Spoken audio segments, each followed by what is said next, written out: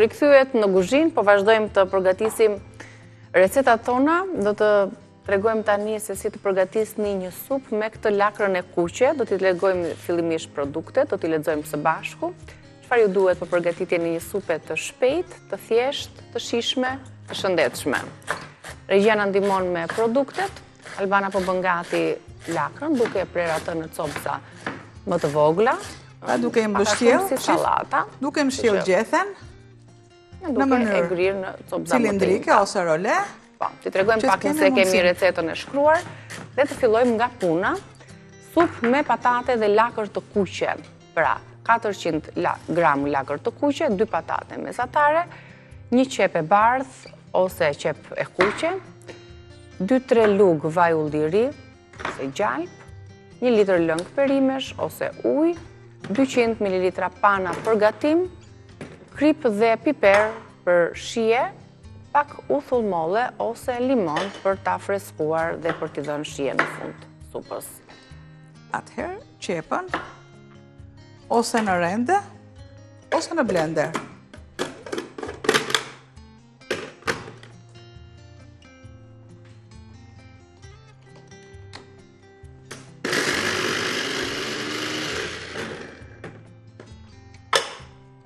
Me pak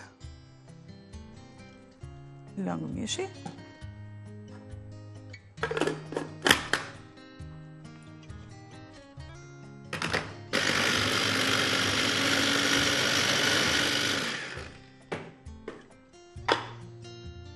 Marr dhe kaloj një pjesë të lakrës. Sërish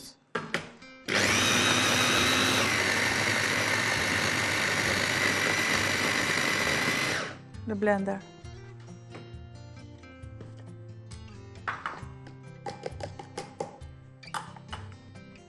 Tani do ta kaurdisim pak. Në masën tjetër, në momentin që unë shoh që vaj ka marrë nxehtësinë më tepër, bëj këtë veprim. Shtojmë dhe lëmë që të zbutet të kaurdiset. Dhe e lë që të bëhet.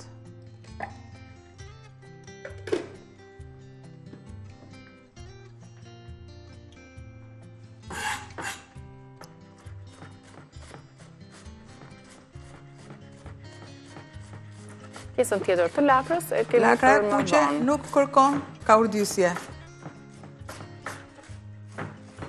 Është gjithmonë një ushqim dietik faktikisht. Por jo vetëm. Ka ujë vet. Të shërben shumë mirë për sallatrat. Po. Është gjëja më e mirë. Përdoret si puna e japrakut, qëri me mbledhim, turshia është pak sa e veçantë, sepse kërkon lakrën tjetër, jo këtë të kuqen. Pra janë disa ushqime shumë specifike që përdoret. Jo në të gjitha përdoret kjo lakrë e kuqe. Pra është ajo lakra që është si laramana e kuqe. Dhe lëngu i asaj lakrës, që është rasoi, është lëngu më i mirë që shërben për mërcinë e themit e bardha, por më e veçanta është ajo lakra laroshe që është e kuqe. Për mëlçinë, për stomakun, për ata që vuajnë nga Helicobacter pylori, ky bakteri i stomakut është shumë i mirë. Marr dhe shtoj.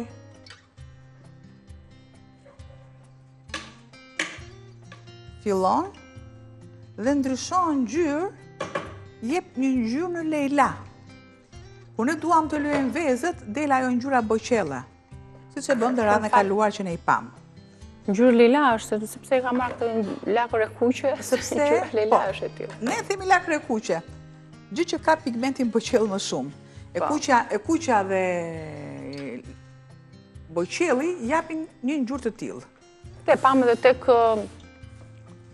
vezët kur ngjyrosën me lakrën e lejla ose të kuqe, vezët e pashkëve, pam që ato dolën si ngjyrë boqelli, blu erët. Tani, lëm të vazhdojmë punën zjerja e lakrës. Ju si që pat, unë kisha edhe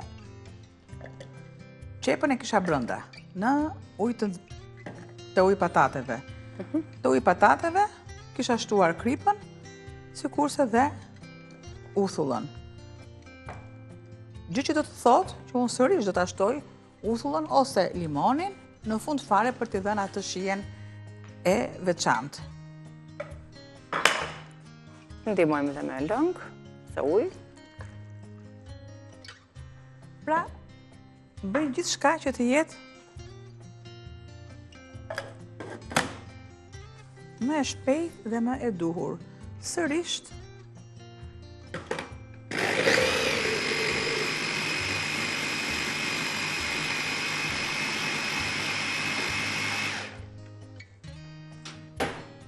Kështu edhe përshpejtojmë zjerjen. po.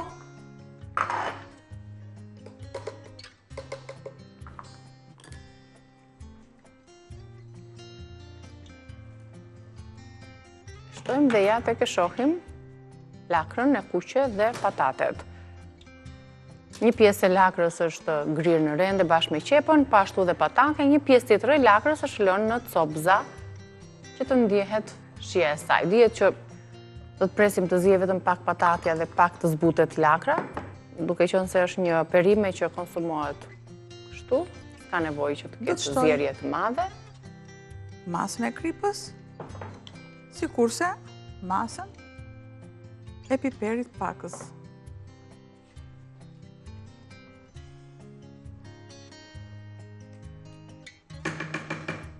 E lë të zijej. I vëm kapakun. Lëm të zijej, kemi rregulluar shijet e erëzave edhe të piperit, ndërkohë limoni. Limoni bën që ne të përthithim akoma dhe më mirë pastaj. Po ashtu shihen, po ashtu edhe vlerat që ka lakra. Tjera perime kemi në furrë, të cilat i kemi organizuar me ngjyra të ndryshme për të patur një drekë të shijshme, edhe një supë po ashtu shoqëruese të dyjave, shkojnë shumë mirë në kryes, edhe tava me perime që përgatitëm, po ashtu edhe supa. Tani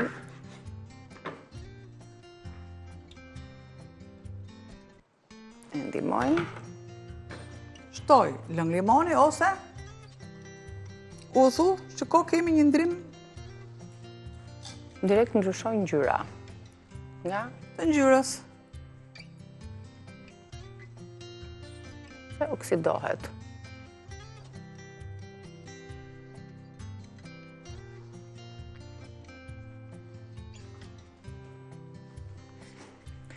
Do ta lëmë kështu siç është apo do ta kalojmë përsëri në blender? Në blender. Okej. Do të jetë një supë kremoze. Grirja, siç e thamë edhe njëre patateve në atë formë, u bë për të shpejtuar zjerjen, sepse gjithë kjo masë të tenxherës do të kalojë në miksimin këtu në blender. Një është pak e nxehtë ndoshta. Se dhe këto pajisjet nuk rekomandohet që të përdorim ende të nxehta. E marrim me garuzhde. Po, e shtojmë.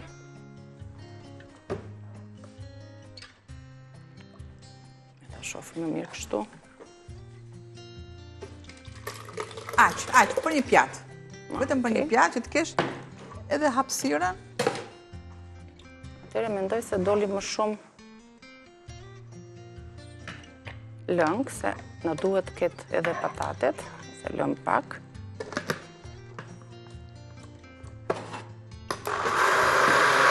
Dhe japim formën kremoze. Sigurisht. E shojmë në maksimum. Ta ndihmojmë me pak pana, besoj, që të japë atë kremozitetin. Tani kaq, po. E largojmë dhe e vendosim sërish, e vendosim sërish në tenxhere. Në vazhdoj të zjedhe pak për patatet.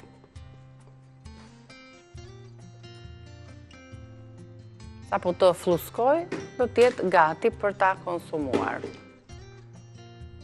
Do të shtoj gjysmën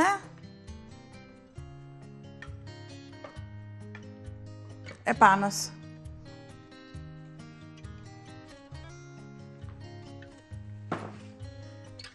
t'i jap kremozitetin e duhur.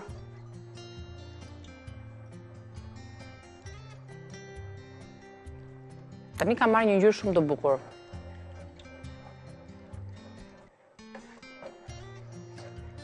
E lëm sa të trashet pak. Shumë mirë, shkon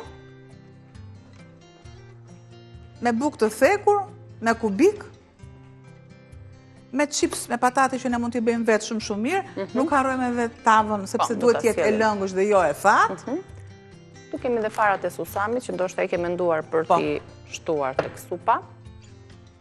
Hapim pak vend dhe do të sjellim edhe tavën, duhet të jetë gati, besoj, që të mos na thahet shumë.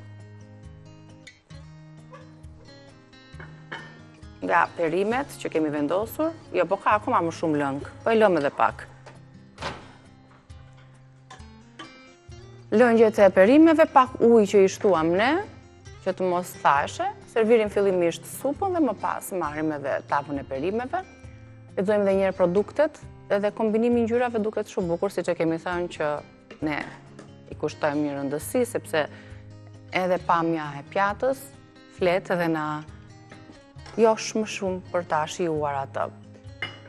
Një supë e tillë kremoze duke i shtuar në fund fare kurën e limonit, pak pana, pak fara susami. Tani është ai momenti preferuar që ne duam shumë kur bëjmë servirjen e pjatave.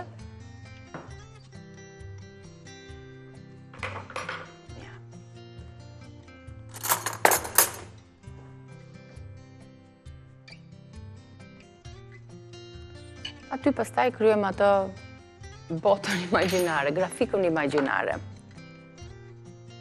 Kemi farat e susamit që i shkojnë më së miri, mund t'i shkojnë farat e kungullit, si të doni ju.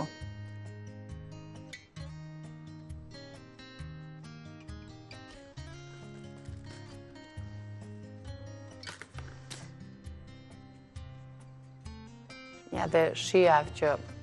Pra ka një shije të veçantë, me pak osfare krip, pak osfare piper, që t'i japim atë shijen e veçantë, më duhet edhe në një gjethe nga nënë Xhiku dhe kemi gati për ta shijuar të supë, të bërë me lakër të kuqe, me patate, qep dhe pak pana. Lëng mishi nëse keni, ose lëng kockash, ose lëng perimesh, ose thjesht ujë, dhe ja servireni, shërbeni kështu kaq bukur. Duket shumë e mirë. Sa vjen dhe këto supat më pas edhe trashen, sepse mpiksen dhe duhet të konsumohen të ngrohta.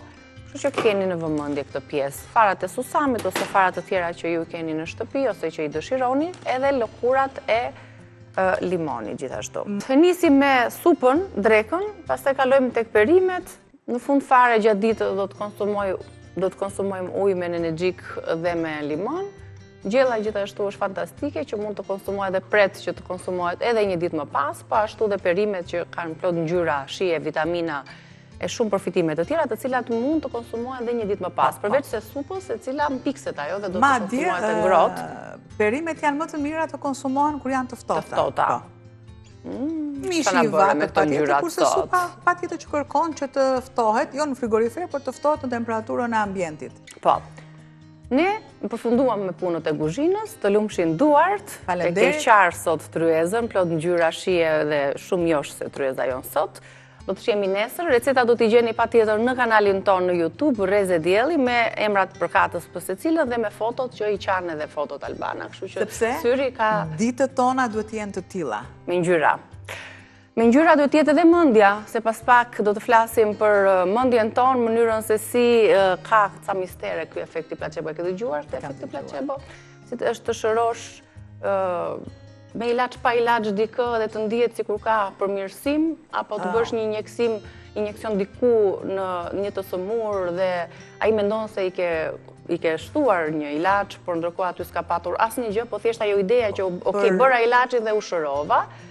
Që ky misteri thellë? Po, për efektin placebo 2 sekonda do të markoh vetëm, në kohën kur bëheshin torturat, në kohën e nazizmit, patjetër morën dikë, e vendosën në një dhomë që ishte e lyer gjitha me gjak, gjë që nuk ishte me gjak, dhe i thanë që ka qenë njeri futur me lebroz këtu.